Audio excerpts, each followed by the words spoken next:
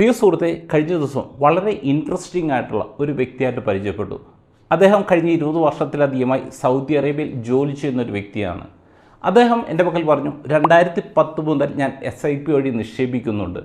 2010 ഏകദേശം ഒരു 10,000 റുപ്പീസിൻ്റെ SIP ആണ് ഞാൻ സ്റ്റാർട്ട് ചെയ്തത്.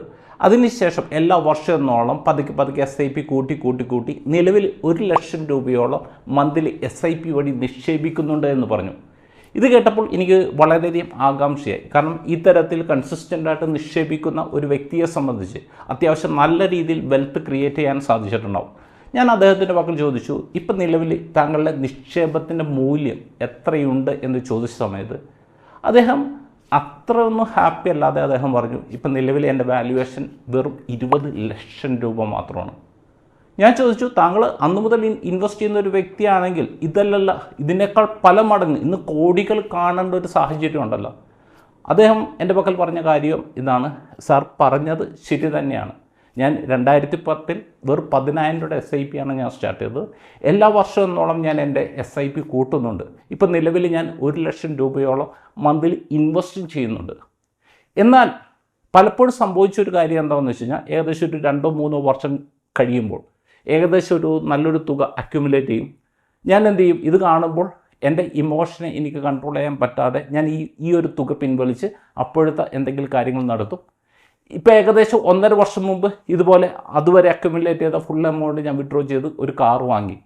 ഇപ്പം നിലവിൽ കഴിഞ്ഞ ഒരു 1.5 വർഷമായിട്ട് ഞാൻ ഇൻവെസ്റ്റ് ചെയ്ത ഏകദേശം ഒരു 18-19 ലക്ഷം രൂപയുണ്ട്. അതിൻ്റെ വാല്യുവേഷനാണ് ഇപ്പം നിലവിലത്തെ 20 ലക്ഷം രൂപ വരുന്നത്. ഇനി ഇങ്ങനെ പോയാൽ ശരിയാവത്തില്ല എന്നെനിക്ക് ഉറപ്പുള്ളതുകൊണ്ടാണ് ഞാൻ താങ്കളുടെ പക്കൽ ഒരു സഹായത്തിന് വേണ്ടി വന്നത്. ഇത് ഇദ്ദേഹത്തിൻ്റെ മാത്രം അവസ്ഥയല്ല, ഇപ്പോൾ കഴിഞ്ഞ കുറേ വർഷങ്ങളായിട്ട് മ്യൂച്വൽ ഫണ്ടിൽ നിക്ഷേപിക്കുന്ന നിരവധി നിക്ഷേപകരുടെ അവസ്ഥയാണ്.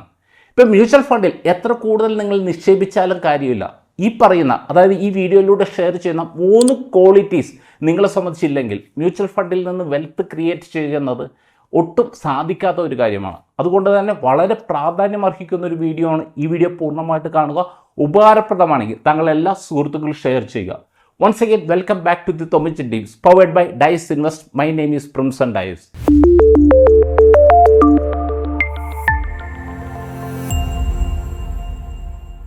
തൊമിച്ചൻ ടിപ്സ് എന്ന ഫിനാൻഷ്യൽ വീഡിയോ ബ്ലോഗിൻ്റെ പുതിയ എപ്പിസോഡുമായി നിങ്ങളുടെ മുമ്പിൽ വരുവാൻ എന്നെ അനുവദിച്ച ദൈവത്തിന് നന്ദി. ഇപ്പം മ്യൂച്വൽ ഫണ്ടിലൂടെ നമുക്ക് വെൽത്ത് ക്രിയേറ്റ് ചെയ്യണമെങ്കിൽ ഏറ്റവും പ്രധാനമായിട്ട് നമ്മുടെ ജീവിതത്തിൽ വേണ്ട 3 ക്വാളിറ്റീസിനെ കുറിച്ചാണ് നമ്മൾ മനസ്സിലാക്കാൻ പോകുന്നത്. അതിലെ ഏറ്റവും പ്രധാനപ്പെട്ട ഒന്നാമത്തെ ക്വാളിറ്റി എന്ന് പറഞ്ഞു കഴിഞ്ഞാൽ ഡിസിപ്ലിനാണ്. എന്താണ് discipline? Doing right things again and again. അതായത് ശരിയായ കാര്യം വീണ്ടും ചെയ്യുക എന്നതാണ് ഡിസിപ്ലിൻ കൊണ്ട് ഉദ്ദേശിക്കുന്നത്. ഇപ്പം നമ്മളിപ്പോൾ കഴിഞ്ഞ പല എപ്പിസോഡിലൂടെ, ഇപ്പം നമ്മൾ ജോസിച്ചെ തൊമ്മിച്ചിൻ്റെ കഥയിലൂടെ ഇപ്പോൾ താറാവിൻ്റെ മുട്ടയെക്കുറിച്ചെല്ലാം നമ്മൾ മനസ്സിലാക്കി. അപ്പോൾ നമ്മളെ സംബന്ധിച്ച് നമുക്കറിയാം, ഇപ്പോൾ NIW, അതായത് നെറ്റ് ഇൻവെസ്റ്റബിൾ വെൽത്ത് നമ്മൾ ക്രിയേറ്റ് ചെയ്യേണ്ട പ്രാധാന്യം മനസ്സിലാക്കി. അതുപയോഗിച്ച് നമ്മൾ അസറ്റ് വാങ്ങണം എന്ന് നമ്മൾ മനസ്സിലാക്കി. ഇപ്പം നമ്മൾ SIP പോലെയുള്ള ഒരു മെത്തേഡിലൂടെ നമ്മൾ എന്താണ് ചെയ്യുന്നത്? ഇപ്പോൾ SIPയുടെ ഫുൾ ഫോം തന്നെ സിസ്റ്റമാറ്റിക് ഇൻവെസ്റ്റ്മെൻറ്റ് പ്ലാൻ. അതായത് നമ്മൾ കണ്ടെത്തുന്ന NIW അസറ്റ് വാങ്ങുന്നതിന് വേണ്ടി ഉപയോഗിക്കുകയാണ് ഈ തുകയിലൂടെ സംഭവിക്കുന്നത്. അതിനർത്ഥം എന്താ? അതൊരു ശരിയായിട്ടുള്ള ഒരു കാര്യമാണ്. അപ്പോൾ എന്താണ് ഡിസിപ്ലിൻ? ശരിയായ ഒരു കാര്യം കണ്ടെത്തിയിട്ട് എഗെയിൻ അത് റിപ്പീറ്റ് ചെയ്തുകൊണ്ടിരിക്കുക. അതാണ് ഡിസിപ്ലിൻ കൊണ്ട് ഉദ്ദേശിക്കുന്നത്. അപ്പോൾ ഇവിടെ SIP എന്ന് പറഞ്ഞൊരു മെത്തേഡിലൂടെ ഇപ്പം നമ്മളെ സംബന്ധിച്ച് നമ്മളറിയാതെ തന്നെ നമുക്കൊരു ഡിസിപ്ലിനായിട്ട് ഇൻവെസ്റ്റ് ചെയ്യുന്ന ഒരു വ്യക്തിയായിട്ട് മാറാൻ നമുക്ക് സാധിക്കും. ഇപ്പം നമ്മളെ സംബന്ധിച്ച് നമ്മളെപ്പോഴും ശ്രദ്ധിക്കേണ്ട ഏറ്റവും പ്രധാനപ്പെട്ട ഒരു കാര്യം, ഇപ്പം നമ്മൾ SIP കണ്ടിന്യൂ ചെയ്തുകൊണ്ടിരിക്കുന്ന സമയത്ത് പല മാസങ്ങളിൽ ഇപ്പം നമുക്ക് വളരെ ടൈറ്റായിട്ടുള്ള പല സംഭവങ്ങളെല്ലാം വരാം. പക്ഷേ അങ്ങനത്തെ ഒരു സാഹചര്യത്തിലും നമ്മൾ SIP കണ്ടിന്യൂ ചെയ്തുകൊണ്ടിരിക്കുക, ഡിസിപ്ലിൻഡായിട്ട് SIP കണ്ടിന്യൂ ചെയ്തുകൊണ്ടിരിക്കുക എന്നത് വളരെ പ്രധാനപ്പെട്ട ഒരു കാര്യമാണ്. പിന്നെ അതോടൊപ്പം തന്നെ നമ്മളെ സംബന്ധിച്ച് നമ്മൾ ചെയ്യേണ്ട മറ്റൊരു റിപ്പീറ്റ് ചെയ്ത് ചെയ്യേണ്ട ഒരു കാര്യം, ഇപ്പോൾ ഇയർ ഓൺ ഇയർ ഇപ്പം നമ്മൾ ഫിനാൻഷ്യൽ ഗോൾസൊക്കെ ഒന്ന് റിവ്യൂ ചെയ്തിട്ട് നമ്മൾ കറക്റ്റായിട്ടുള്ള റൂട്ടിലാണ് പോകുന്നത്. ഇപ്പം നമ്മൾ ഗോൾസ് റിവൈസ് ചെയ്യേണ്ട എന്തെങ്കിലും സാഹചര്യമുണ്ടോ? ഇപ്പോൾ ഉദാഹരണത്തിന് ഗോൾ റിവൈസ് ചെയ്യുക എന്ന് പറഞ്ഞു കഴിഞ്ഞാൽ, ഇപ്പോൾ ചിലർ സംബന്ധിച്ച് ഇപ്പോൾ സപ്പോസ് താങ്കൾക്ക് ഇപ്പോൾ ഒരു മകനുണ്ടെന്ന് വിചാരിച്ചോ. അപ്പം നേരത്തെ ഗോൾ പ്ലാൻ ചെയ്ത സമയത്ത് താങ്കൾ ആ ഒരു വ്യക്തിയെ ഇന്ത്യയിൽ തന്നെ പഠിപ്പിക്കാനാണ് താങ്കൾ ആഗ്രഹിച്ചത്. അതനുസരിച്ചുള്ള ഒരു എക്സ്പെൻസ് ആയിരിക്കും കാൽക്കുലേറ്റ് ചെയ്തിരിക്കുന്നത്. പക്ഷേ ഇപ്പോൾ ആ മകൻ പറയുന്നത് അദ്ദേഹത്തിന് ഇന്ത്യക്ക് പുറത്തു പോയി പഠിക്കണമെന്നുള്ള അല്ലെങ്കിൽ താങ്കൾക്ക് മകനെ പുറത്തു വിട്ട് പഠിപ്പിക്കണമെന്നാണ് ആഗ്രഹം. അപ്പം നോർമലി ഇന്ത്യയിൽ നമ്മൾ എന്ത് കണക്കൂട്ടിയോ അതിനേക്കാൾ പല മടങ്ങ് കോസ്റ്റ് വരും ഇപ്പം നമുക്ക് പുറത്തു പോയി നമുക്ക് പഠിപ്പിക്കണമെങ്കിൽ. അപ്പോൾ അതനുസരിച്ച് നമ്മൾ ഗോളുകളിൽ മാറ്റം വരുത്തേണ്ടി വരും. ഇനി ഫണ്ടുകളെല്ലാം കൃത്യമായിട്ട് പോകുന്നുണ്ടോ, ഇതെല്ലാം ഒരു ഇയർലി വൺസ് എങ്കിലും നമ്മളൊന്ന് മോണിറ്റർ ചെയ്ത് പോകുന്നത് നല്ലതാണ്. അപ്പോൾ ഈ പറഞ്ഞ കാര്യങ്ങൾ കറക്റ്റായിട്ടുള്ള കാര്യങ്ങളാണ്. ഇത് എഗെയിൻ റിപ്പീറ്റ് ചെയ്ത് ചെയ്യുക എന്നതാണ് ഡിസിപ്ലിൻ കൊണ്ട് ഉദ്ദേശിക്കുന്നത്. മ്യൂച്വൽ ഫണ്ടിലൂടെ വെൽത്ത് ക്രിയേറ്റ് ചെയ്യണമെങ്കിൽ നമുക്ക് വേണ്ട രണ്ടാമത്തെ ക്വാളിറ്റിയാണ് പേഷ്യൻസ്. ഇപ്പം ഞാൻ തുടക്കത്തിൽ സൂചിപ്പിച്ച ആ ഒരു വ്യക്തിയെ സംബന്ധിച്ച് അദ്ദേഹത്തിന് അത്യാവശ്യം ഡിസിപ്ലിൻ ഉണ്ട്. അതുകൊണ്ടാണ് 2010 10,000 രൂപയുടെ SIP സ്റ്റാർട്ട് ചെയ്തതിന് ശേഷം ഇയർ ഓൺ ഇയർ അദ്ദേഹം SIP കൂട്ടി. അതിനുശേഷം ഇപ്പം നിലവിൽ ഏകദേശം 1,00,000 രൂപയോളം മന്ത്ലി ഇൻവെസ്റ്റ് ചെയ്യുന്നുണ്ട്. അപ്പോൾ ആ ഡിസിപ്ലിൻ ഉള്ളതുകൊണ്ട് മാത്രമാണ് അദ്ദേഹത്തിനെ സംബന്ധിച്ച് ഈ പറഞ്ഞ രീതിയിൽ ഇൻവെസ്റ്റ്മെൻറ്റ് ചെയ്യാൻ സാധിച്ചത്. പക്ഷേ എവിടെയാണ് അദ്ദേഹത്തിന് തെറ്റിയത് എന്ന് ചോദിച്ചു കഴിഞ്ഞാൽ, അദ്ദേഹത്തിന് ഡിസിപ്ലിൻ ഉണ്ടായിരുന്നു, എന്നാൽ പേഷ്യൻസ് ഉണ്ടായിരുന്നില്ല. അതായത് ഈ ഒരു നിക്ഷേപം വളർന്നു വരാൻ അത് അനുവദിച്ചു കൊടുക്കാൻ അദ്ദേഹം തയ്യാറായില്ല. ഇപ്പം നമ്മൾ ഒരു തെങ്ങ് നട്ട് കഴിഞ്ഞ് കഴിഞ്ഞാൽ ഇപ്പോൾ അടുത്ത മാസം അല്ലെങ്കിൽ അടുത്ത വർഷം തന്നെ അതിൽ നിന്ന് തേങ്ങ കിട്ടണമെന്നില്ല. അതിൽ ചിലപ്പോൾ കുറേ വർഷങ്ങൾ എടുത്തുന്നിരിക്കും. അപ്പോൾ അതുവരെ കാത്തു നിൽക്കാനുള്ള ഒരു പേഷ്യൻസ് ആ ഒരു വ്യക്തിക്ക് ഉണ്ടായില്ല എന്നതാണ് ഇതിൻ്റെ ഏറ്റവും പ്രധാനപ്പെട്ട ഒരു കാര്യം.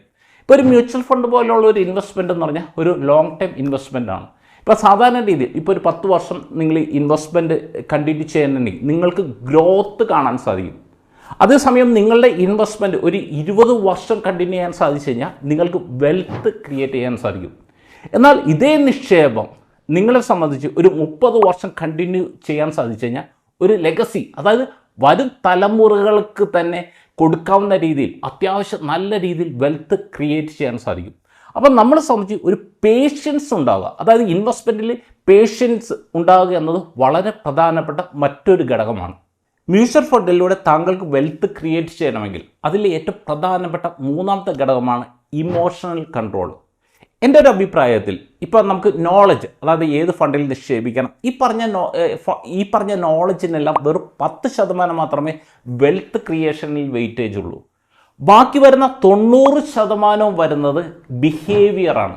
ഇപ്പം ഞാൻ നേരത്തെ സൂചിപ്പിച്ച ആ ഒരു വ്യക്തിയെ സംബന്ധിച്ച് അദ്ദേഹത്തിന് അറിയാം ഇപ്പം മ്യൂച്വൽ ഫണ്ട് ഒരു ലോങ് ടൈം ഇൻവെസ്റ്റ്മെൻ്റ് ആണെന്ന്. പിന്നെ അദ്ദേഹത്തിന് അറിയാം ഏത് ഫണ്ടിൽ നിക്ഷേപിച്ച് കഴിഞ്ഞാൽ അത്യാവശ്യം നല്ല റിട്ടേൺസ് കിട്ടുമെന്ന്. എന്നാൽ അദ്ദേഹത്തിന് എവിടെയാണ് തെറ്റ് പറ്റിയെന്ന് പറഞ്ഞു കഴിഞ്ഞാൽ, ഞാൻ നേരത്തെ പറഞ്ഞു ഇദ്ദേഹത്തിന് പേഷ്യൻസ് ഉണ്ടായിരുന്നില്ല. അതോടൊപ്പം തന്നെ ഇദ്ദേഹത്തിന് പറ്റിയ ഏറ്റവും വലിയൊരു തെറ്റാണ് ഇദ്ദേഹത്തിൻ്റെ ഇമോഷനെ കൺട്രോൾ ചെയ്യാൻ സാധിച്ചില്ല എന്നത്.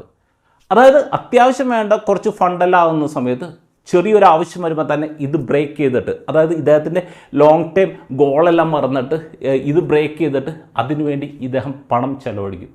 ഇപ്പോൾ എൻ്റെ ഇത്ര നാളത്തെ ഒരു എക്സ്പീരിയൻസിൽ മ്യൂച്വൽ ഫണ്ടിൽ വെൽത്ത് ക്രിയേറ്റ് ചെയ്ത എല്ലാവർക്കും അവർക്കുണ്ടായിരുന്ന ഏറ്റവും പ്രധാനപ്പെട്ട ഒരു ക്വാളിറ്റി എന്ന് പറഞ്ഞാൽ അവരെ ഇമോഷനെ കൺട്രോൾ ചെയ്യുക എന്നതാണ്.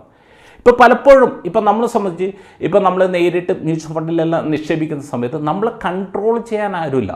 അതേസമയം ഇപ്പോൾ താങ്കളിപ്പോൾ ഒരു ഡിസ്ട്രിബ്യൂട്ടർ അല്ലെങ്കിൽ അഡ്വൈസർ ത്രൂ നിക്ഷേപിക്കുന്ന സമയത്ത് ഇപ്പോൾ താങ്കൾ എന്തെങ്കിലും ഒരു കാര്യത്തിന് എമൗണ്ട് എല്ലാം വിഡ്രോ ചെയ്യാൻ പോകുന്ന സമയത്ത് അവർ ചോദിക്കും നിങ്ങൾ എന്തിനു വേണ്ടിയാണ് വിഡ്രോ ചെയ്യുന്നത്, ഇങ്ങനെ വിഡ്രോ ചെയ്ത് കഴിഞ്ഞാൽ നിങ്ങൾക്ക് ഉണ്ടാകാൻ പോകുന്ന നഷ്ടങ്ങൾ ഇതാണ്.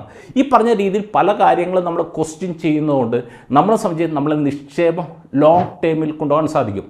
ഈ പറഞ്ഞ ഒരു വ്യക്തിക്ക് തന്നെ ഇദ്ദേഹത്തിന് കറക്റ്റായിട്ട് ഗൈഡ് ചെയ്യാൻ തുടക്കത്തിൽ ആരെങ്കിലും ഉണ്ടായിരുന്നെങ്കിൽ ഇദ്ദേഹത്തിന് ഇപ്പോഴുള്ള വെൽത്തിൻ്റെ പല മടങ്ങ് അദ്ദേഹത്തിന് ക്രിയേറ്റ് ചെയ്യാൻ സാധിക്കുമായിരുന്നു. അപ്പോൾ നമ്മളെ സംബന്ധിച്ച് നമ്മളെ ഇമോഷനെ കൺട്രോൾ ചെയ്യാൻ പറ്റുക എന്നത് മ്യൂച്വൽ ഫണ്ടിലൂടെ വെൽത്ത് ക്രിയേറ്റ് ചെയ്യണമെങ്കിൽ വളരെ പ്രധാനപ്പെട്ട ഒരു കാര്യമാണ്. അപ്പോൾ നമ്മൾ ഇന്നേ ദിവസം ഈ ഒരു വീഡിയോയിലൂടെ 3 കാര്യങ്ങൾ പഠിച്ച്, അതായത് മ്യൂച്വൽ ഫണ്ടിലൂടെ വെൽത്ത് ക്രിയേറ്റ് ചെയ്യണമെങ്കിൽ അതിലേറ്റവും പ്രധാനപ്പെട്ട ഒന്നാമത്തെ ഘടകമാണ് ഡിസിപ്ലിൻ, രണ്ടാമത്തെ ഘടകമാണ് പേഷ്യൻസ്, മൂന്നാമത്തെ ഘടകമാണ് ഇമോഷണൽ കൺട്രോൾ. അപ്പോൾ നമുക്ക് ഇത് എങ്ങനെ, ഈ പറഞ്ഞ പ്രശ്നങ്ങളെല്ലാം എങ്ങനെ ഓവർകം ചെയ്യാം എന്ന് ചോദിച്ചു കഴിഞ്ഞാൽ നമ്മൾ ഏറ്റവും ആദ്യം നമ്മൾ ചെയ്യേണ്ടത് നമ്മളൊരു ലക്ഷ്യം തീരുമാനിക്കണം. അതായത് നമുക്ക് ഒരു ലക്ഷ്യം കൃത്യമായിട്ട്, ഇപ്പോൾ നമ്മളൊരു യാത്ര പോകുന്ന സമയത്ത് നമ്മൾ ആദ്യം ഡെസ്റ്റിനേഷൻ തീരുമാനിക്കും.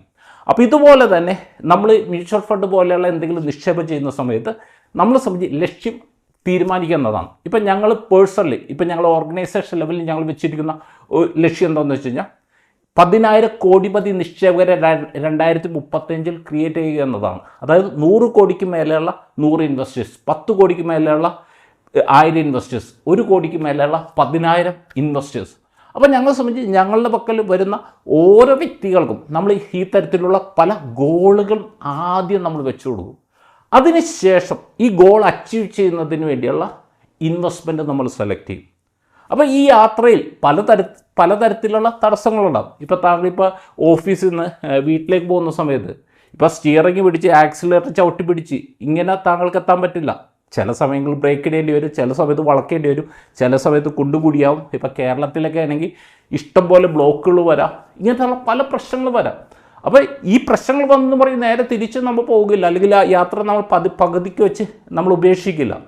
ഇതുപോലെ തന്നെ നമ്മൾ ക്ലിയർ കട്ടായിട്ടുള്ള ഒരു ഗോള് വെച്ചിട്ട് ആ ഗോള് ഫോക്കസ് ചെയ്ത് നമുക്ക് നിക്ഷേപിക്കാൻ സാധിച്ചു കഴിഞ്ഞാൽ നമ്മളെ സംബന്ധിച്ച് വളരെ നല്ല രീതിയിൽ തന്നെ വെൽത്ത് ക്രിയേറ്റ് ചെയ്യാൻ സാധിക്കുമെന്നതാണ് എൻ്റെ ഇത്ര നാളത്തെ ഒരു എക്സ്പീരിയൻസിൽ നിന്ന് എനിക്ക് മനസ്സിലാക്കാൻ സാധിച്ചത്. അപ്പോൾ നമ്മളെ സംബന്ധിച്ച് നമ്മുടെ ഇമോഷനെ കൺട്രോൾ ചെയ്യേണ്ട ഒരു മെത്തേഡിനെ കുറിച്ച് അടുത്ത ആഴ്ച നമ്മൾ ഈ ഒരു സീരീസിൽ നമുക്ക് വളരെ എളുപ്പത്തിൽ നമ്മുടെ ഇമോഷനെ എങ്ങനെ കൺട്രോൾ ചെയ്യാം എന്നതിനെക്കുറിച്ച് നമുക്ക് മനസ്സിലാക്കാം. അതുകൊണ്ട് തന്നെ അടുത്ത ആഴ്ചത്തെ ഈ വീഡിയോ താങ്കൾ പൂർണ്ണമായിട്ട് കാണണം. വളരെ ലളിതമായിട്ടുള്ള ഒരു മെത്തേഡാണ് ഇമോഷനെ കൺട്രോൾ ചെയ്യുന്നതിന് വേണ്ടി ഞാൻ നിങ്ങളുടെ പക്കൽ പറയാൻ ഉദ്ദേശിക്കുന്നത്. അപ്പോൾ അതുകൊണ്ട് തന്നെ ഇതുവരെ താങ്കൾ ഞങ്ങൾ യൂട്യൂബ് ചാനൽ സബ്സ്ക്രൈബ് ചെയ്യുക. ഈ വീഡിയോ ഉപകാരപ്രദമായെങ്കിൽ താങ്കളെ എല്ലാ സുഹൃത്തുക്കൾ ഷെയർ ചെയ്യുക. അതോടൊപ്പം ഞങ്ങളുടെ പേഴ്സണലൈസ് സർവീസിനെ കുറിച്ച് താങ്കൾ കൂടുതൽ അറിയണമെങ്കിൽ താങ്കൾക്ക് ഞങ്ങളെ സപ്പോർട്ട് ഡെസ്കായിട്ട് കോൺടാക്റ്റ് ചെയ്യാവുന്നതാണ്. അടുത്ത ആഴ്ച നമുക്ക് സാമ്പത്തിക മേഖലയിൽ, അതായത് പ്രത്യേകിച്ച് ഈ പേഴ്സണൽ വെൽത്ത് സീരീസിലെ അടുത്ത വളരെ ഇൻട്രസ്റ്റിംഗ് ആയിട്ടുള്ള ഒരു ടോപ്പിക്കുമായി അടുത്ത ആഴ്ച നമുക്ക് വീണ്ടും കാണാം. Okay, wish you all the best.